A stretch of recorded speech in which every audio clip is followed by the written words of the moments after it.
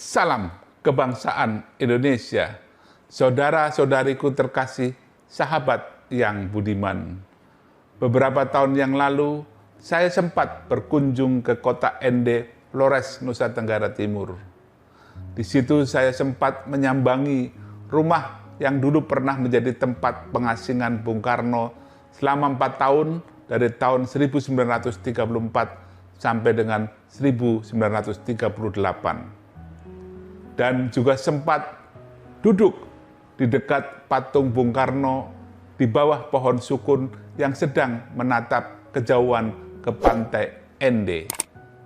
Di situ Bung Karno sering menghabiskan waktu di tengah kesepiannya, jauh dari kawan-kawan seperjuangannya. Beliau masih memikirkan bagaimana membuat Indonesia menjadi negara yang merdeka. Para pendahulunya pada tahun 1908, 1928 telah menyadarkan semuanya bahwa untuk bisa merdeka harus ada persatuan.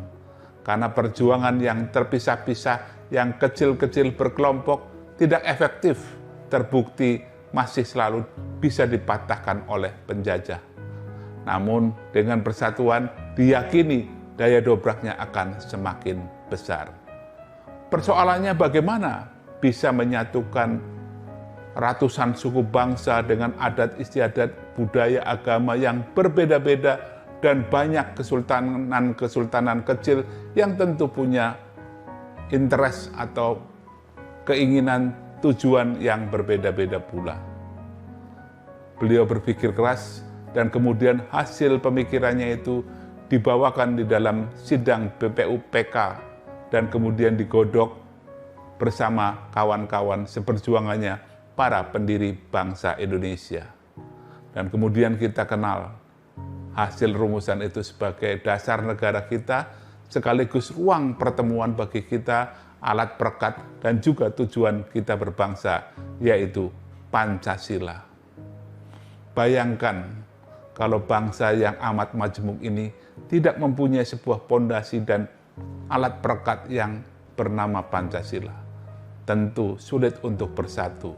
Tapi dengan Pancasila, semua suku, semua kepentingan bisa disatukan tanpa ada yang merasa dikecilkan dan tanpa ada yang merasa dianaktirikan.